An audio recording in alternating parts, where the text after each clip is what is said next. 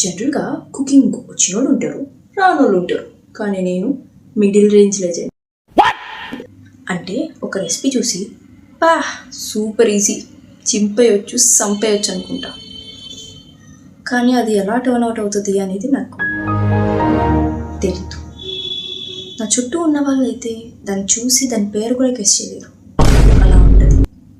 Suspense thriller అనమాట. ఎలా start అవుతుందో తెలీదు, ఎలా ఎండ్ అవుతుందో తెలీదు, కానీ అదేదో అవుతుంది. అది బాగుంటుందా బాగోదా అనేది nobody can guess. For example, నేను పప్పు చేద్దాం అనుకున్నాను అనుకో, అది పప్పులా అవుతుందో పప్పుచారులా అవుతుందో నాకు తెలీదు. ఒక్కొక్కసారి కుక్ చేస్తే సూపర్ ఉంటుంది. అరే మస్తు వచ్చింది కదా అని మళ్ళీ సేమ్ రెసిపీ ట్రై చేసామనుకో, సేమ్ టేస్ట్ రాదు.